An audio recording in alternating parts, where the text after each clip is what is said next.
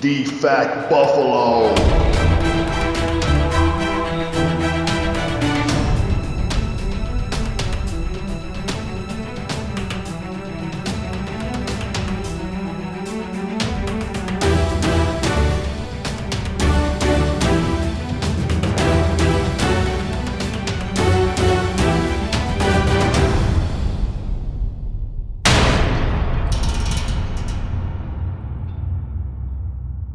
How you doing, ladies and gentlemen? I'm here with Susan Semeraro. Did I pronounce that right, Susan? Yes, Semeraro. Okay. Great.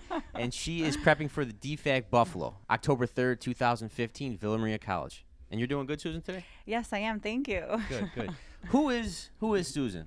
Tell the people who is Susan? Do we have enough time? We can make How enough much time we we got? can Okay. make enough time for you. Well, my name is Susan Semeraro. I'm 44. I got into fitness and nutrition about 7 seasons ago doing competition. So this will be my 8th show, and it's been a battle. But being in the nutrition field, I am a dietitian, and I feel that my patients motivate me and keep me going, and this is what keeps me in the realm, just knowing what they're exposed to and getting them out there, you know, fighting diagnosis and lost limbs, things like that. And so for me, it's important to be an example for them. And I also do motivational nutrition seminars, and just being up there and being an example for these people that are struggling. If they have to do it, then I have to do it with ease because I don't have any battles to overcome. Oh wow, that's interesting.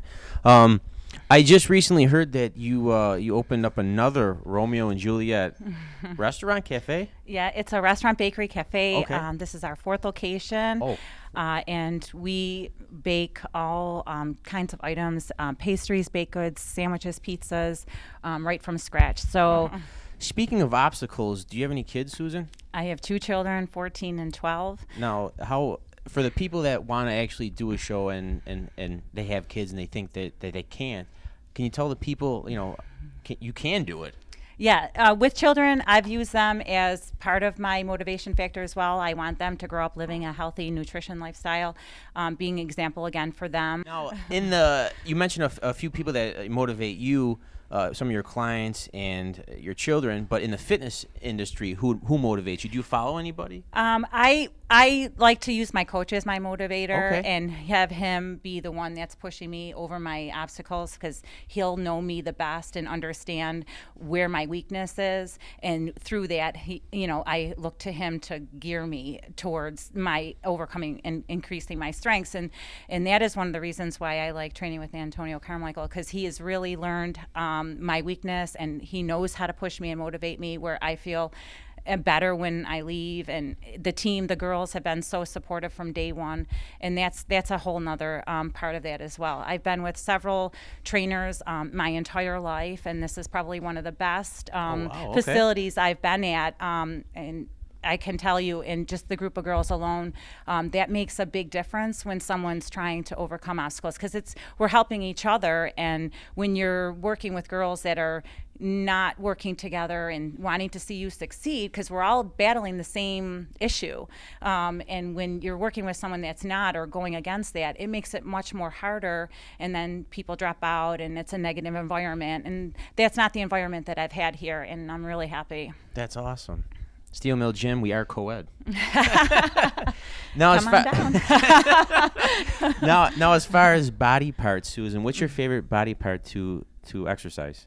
I like working on my back. I think that's my strongest point. I've had trainers tell me that that is very important when you're on stage. It's a struggle for me. I can't do pull-ups. There's certain positions pulling up that I have a hard time doing with shoulder strength and all that, but I love working out on my back. And I could probably, work on other body parts, but I think that's my favorite. Okay. Deadlifts? Deadlifts.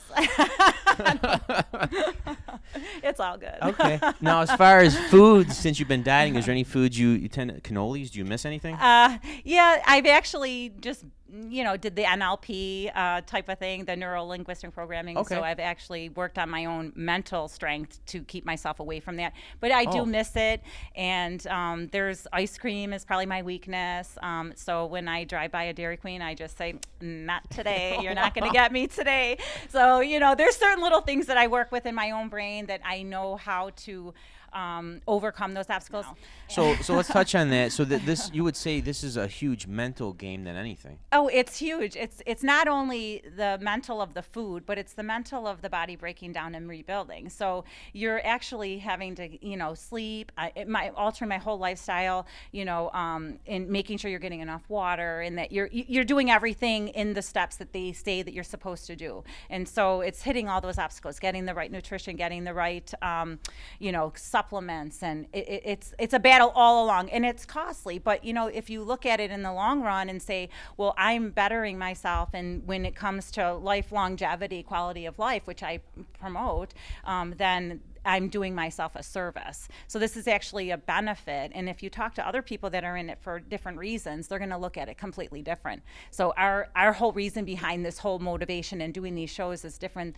Mine is more quality of life, healthy living, promoting that. Wow, that's awesome. And that's why I like the DFAC, because it's a healthy, natural show.